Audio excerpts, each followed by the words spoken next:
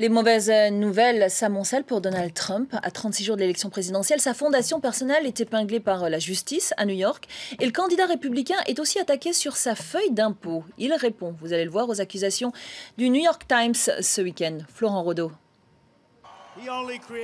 Depuis la publication de sa déclaration fiscale de 1995 par le New York Times, sa parole était guettée avec intérêt.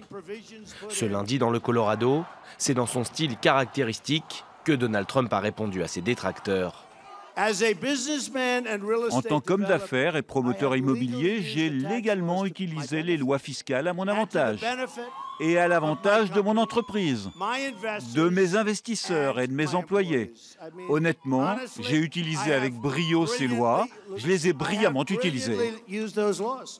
Selon le document publié ce week-end par le quotidien new-yorkais, Donald Trump a déclaré en 1995 une perte de 916 millions de dollars. Il aurait ainsi pu retrancher, en toute légalité, 50 millions de dollars par an de ses revenus imposables et donc ne pas payer d'impôts pendant près de 18 ans. Pressé par Hillary Clinton et une partie de son camp de publier sa déclaration fiscale, le magnat de l'immobilier ne l'entend toujours pas de cette oreille.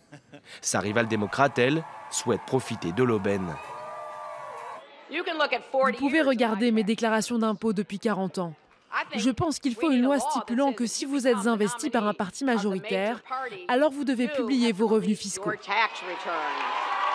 C'est la première fois depuis les années 70 qu'un candidat à la présidentielle ne publie pas sa déclaration de revenus. Une tradition aux États-Unis qui pourrait donc bien se transformer en loi si Hillary Clinton est élue.